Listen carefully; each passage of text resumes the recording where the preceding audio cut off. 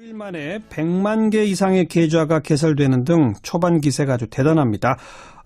오래전에 벌써 문을 열었던 인터넷 1호 전문은행 K뱅크는 40만 개 신설하는데 100일이 걸렸는데요. 5일 만에 100만 개. 이건 뭐 어마어마한 거죠. 자, 이 성공의 요인은 뭘까요? 또 우리 소비자들이 조심해야 할 점은 없을까요? 금융소비자 네트워크 김준하 사무국장 짧게 연결합니다. 김 국장님 안녕하세요. 네, 안녕하세요. 네, 놀라셨죠? 이렇게 돌풍을 일으킬 줄 모르시지 않았어요?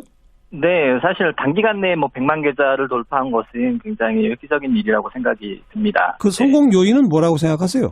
일단 은행을 직접 방문하지 않고 은행을 볼 수 있고 공인인증서나 그다음에 보안 프로그램 이런 거 깔리지 않아서 좀 편리하고요. 또 시중은행에 비해서 예금금리가 좀 상대적으로 높고 대출금리는 상대적으로 낮고 이런 것들 때문에 많이 이용하는 걸로 보여집니다. 예.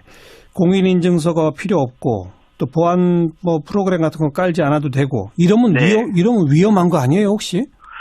일단 그 본인을 확인할 수 있는 여러 가지 절차들이 존재하고요. 또 모바일로 하고 내부적으로는 보안 시스템이 가동되어 있다라고 이제 인터넷 전문 은행층에서 얘기하고 있으니까요. 이 부분을 조금 더 지켜봐야 될 것 같긴 합니다.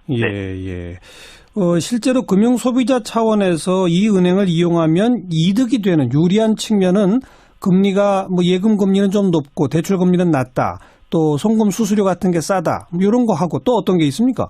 일단 24시간 은행 업무 볼 수 있으니까 낮 시간에 은행 못 가시는 분들은 좀 유리할 것 같고요. 또 대출 금리가 낮다라고 하는데 특히 이제 저신용자 같은 경우 신용등급이 한 7등급이나 8등급이나 되시는 분들도 은행에서 대출을 받을 수 있기 때문에 이런 면에서 조금 유리할 것 같고요. 또 더 앞으로 보면 은행에서 대출을 받았기 때문에 상호 신용등급 산정에서도 조금 유리할 걸로 생각이 듭니다. 네. 아니 그러니까 저신용자는 기존에는 은행에서 못하고 제2금융권 그 밑에 제3금융권으로 가야만 대출 받을 수 있었잖아요. 네, 그렇죠. 그럼 카카오뱅크는 신용등급 평가를 달리 합니까? 일단 카카오뱅크 같은 경우는 이제 그 협력 회사 중에서 보증보험이 있습니다. 서울보증보험의 보증서를 가지고 이제 대출을 해주고요. 대신에 이제 소액 대출입니다. 그래서 저신용자 같은 경우는 300만 원까지의 마이너스 통장 대출을 해주고요. 이제 K뱅크 같은 경우는 이제 여러 가지 이제 통신이나 아니면 유통사에 있는 정보를 가지고 신용평가를 다시 하게 되고요. 그러다 보면 저신용자들한테 물론 소액이긴 하지만 대출을 했다가 혹시 상환율이 떨어지면 그 인터넷 은행 자체가 위험해지는 상황은 벌어지지 않을까요? 네, 사실 리스크 관리는 반드시 필요한 것 같은데요. 오히려 이제 저금리의 대출을 해주기 때문에 저신용자 입장에서는 상환 가능성이 훨씬 더 높을 수 있습니다. 기존의 대출이 20%가 넘기 때문에 사실 상환이 좀 어렵거든요. 근데 여기는 소액을 저금리로 대출해 주기 때문에 오히려 상환 가능성은 좀 더 높아질 수 있다라고 생각이 듭니다. 그러면 특히 신용등급이 지금 좀 낮게 되어 있는 분들일수록 인터넷 뱅킹을 이용하는 것이 나중을 위해서라도 도움이 되겠네요. 그렇죠. 인터넷 전문은행을 이용하면 나중에 은행의 대출을 받았기 때문에 기존의 이금융권 대출 받는 것보다 신용평가에서는 조금 더 유리하죠. 네네. 뭘 조심해야 합니까? 이런 인터넷 은행 이용에 있어서. 일단 가장 큰 게 이제 인터넷 전문은행이 우리나라에서 새로운 시도잖아요. 그래서 사실 이제 앞으로 소비자 보호에 어떤 문제가 생길지 이제 이런 것들은 좀 살펴봐야 될 것 같고요. 무엇보다 이제 보안 문제입니다. 그래서 인터넷 전문은행에 이제 개인정보가 워낙 많이 들어가다 보니까 여기에 대한 문제가 좀 생길 것 같습니다. 그러니까 그런 보안 문제 같은 거는 인터넷 은행 그 자체에서 어떻게든 책임지고 만들고 지키고 관리해야 하는 문제고 일반 소비자들은 조심할 수가 없는 거잖아요. 일단 휴대폰을 잊어먹지 않는 한 개인정보가 유출될 가능성이 굉장히 낮고요. 대신에 이제 휴대폰을 가지고 모든 서비스를 이용하기 때문에 평소 휴대폰이라든지 비밀번호 관리 이런 것들은 잘 해두셔야 될 것 같습니다. 외국은 이미 오래전에 시작했죠? 인터넷 전문은행이. 사실 해외 사례를 보면 대부분 다 이제 우리처럼 초기 성장률이 굉장히 높았습니다. 근데 모두 다 성공한 건 아니고요. 기본적으로 이제 은행이기 때문에 리스크 관리, 비용 관리 이런 것들을 굉장히 잘해오고 있고 또 여타 은행과 비슷한 규제들을 하고 있습니다. 그래서 지금 이제 성공하는 조건들을 보면 오히려 이제 가격 경쟁력을 앞세우는 것보다는 소비자 편의성 그리고 만족 중심의 영업 모델을 추구하는 경우에 상대적으로 안정적인 이제 수익성을 가질 수 있다. 있다고 보여집니다. 그럼 카카오뱅크나 K뱅크도 지금 뭐 금리가 좀 낮다 높다 뭐 이거 가지고 할 게 아니라 더 서비스를 개발해라 이 말씀이군요. 그렇죠. 네, 맞습니다. 예컨대 어떤 서비스가 필요할까요?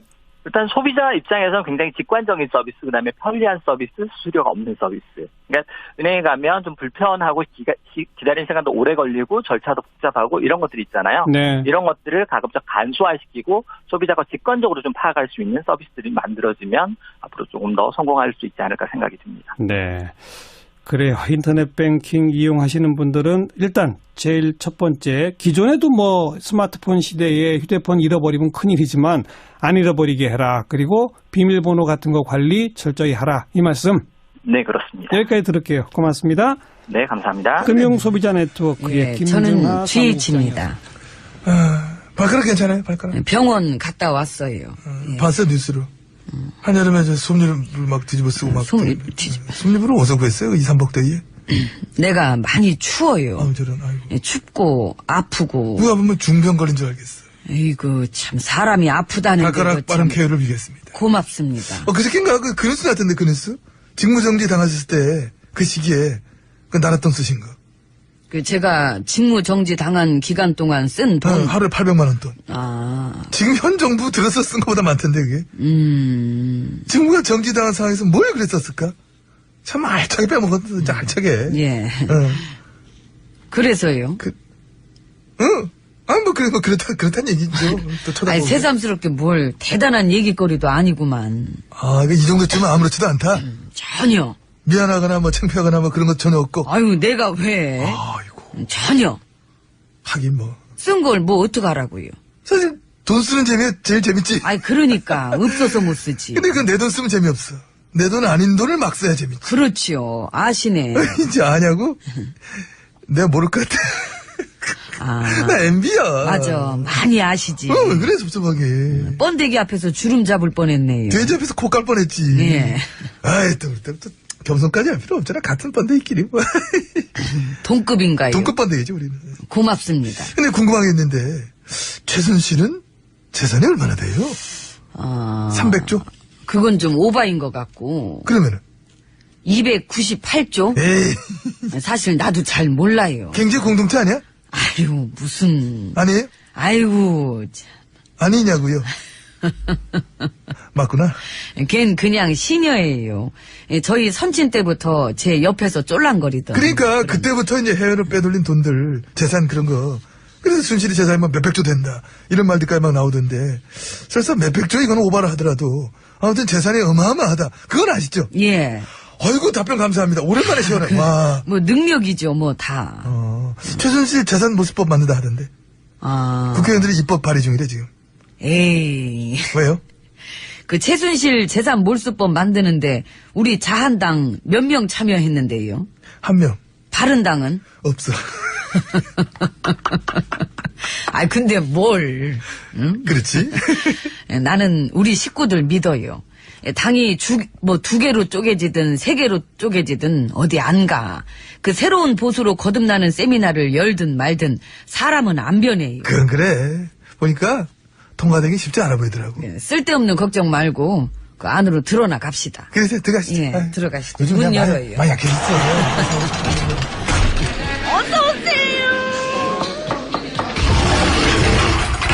룸 들어왔습니다. 그래서 요즘 어떻습니까? 그 우리 식구들 활동이나 뭐 지지율은 어렵지요. 빨리 다시 잘 돼야 될 텐데. 안 해보던 야당을 이제 9년 만에 하려고 하니까. 물론 어렵긴 하지만 그래서 더 열심히 해야죠. 혁신도 좀 하고. 그 혁신하겠다 들어온 저 제1야당 혁신위원장 발언 들어봤어요? 왜요? 뭘 했는데요? 젊은 층 지지가 너무 없다고. 지금 지지층은 다 나이 든 사람뿐이다 하면서 틀리 딱딱 어쩌고저쩌고. 그런 식의 비하하는 용어까지 막 또 써가지고. 저런. 자기네 지지층한테 틀리 어쩌고 하는 비하 용어 쓰는 건 이거 처음 봐. 처음 보면은 그게 혁신인 거예요. 그런 거지 뭐. 그래.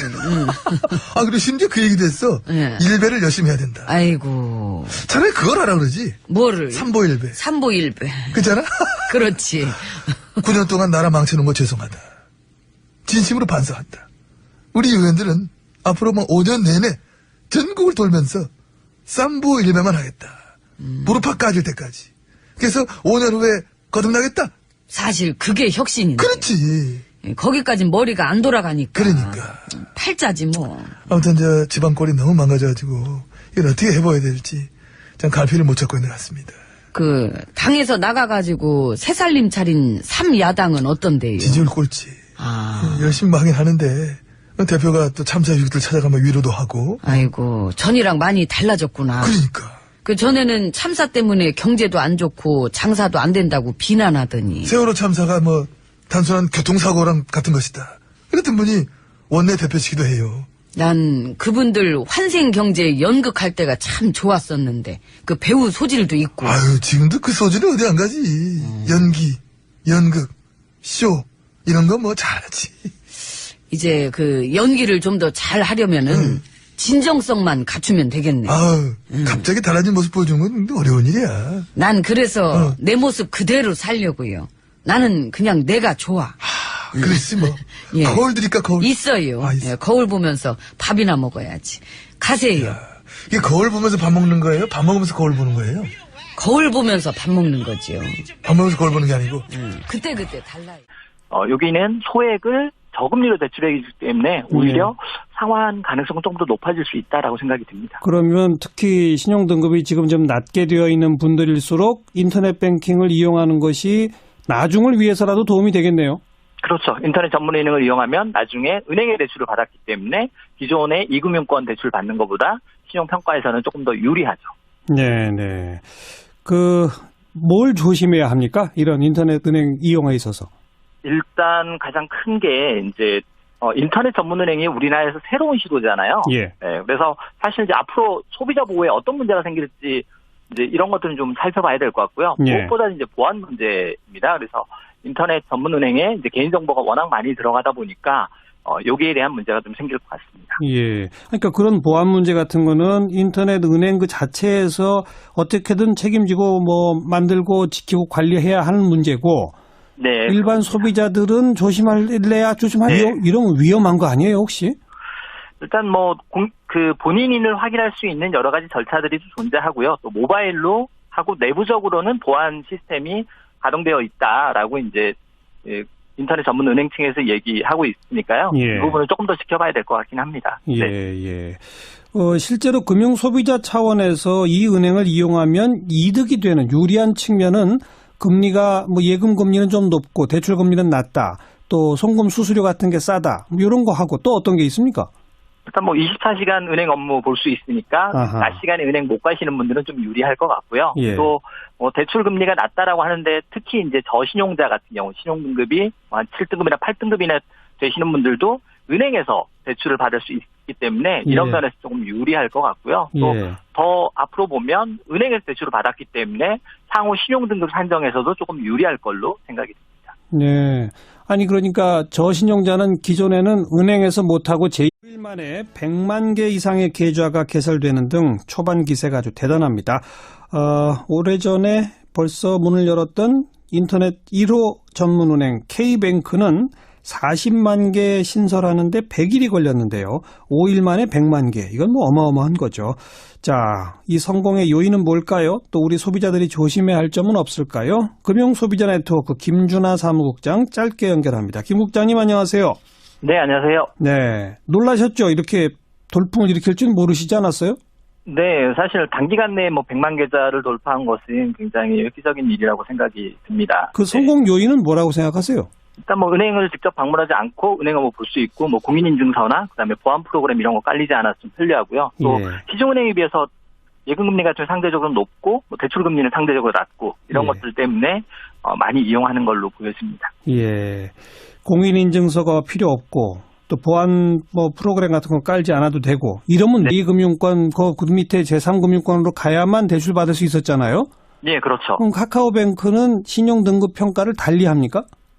일단 카카오뱅크 같은 경우는 이제 협력 회사 중에서 보증보험이 있습니다. 서울보증보험의 보증서를 가지고 이제 대출을 해주고요. 네. 대신에 이제 소액 대출입니다. 그래서 저신용자 같은 경우는 300만 원까지의 마이너스 통장 대출을 해주고요. 예.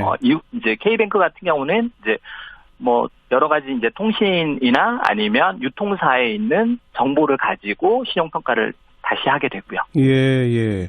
그러다 보면 저신용자들한테 물론 소액이긴 하지만 대출을 했다가 혹시 상환율이 떨어지면 그 인터넷 은행 자체가 위험해지는 상황은 벌어지지 않을까요?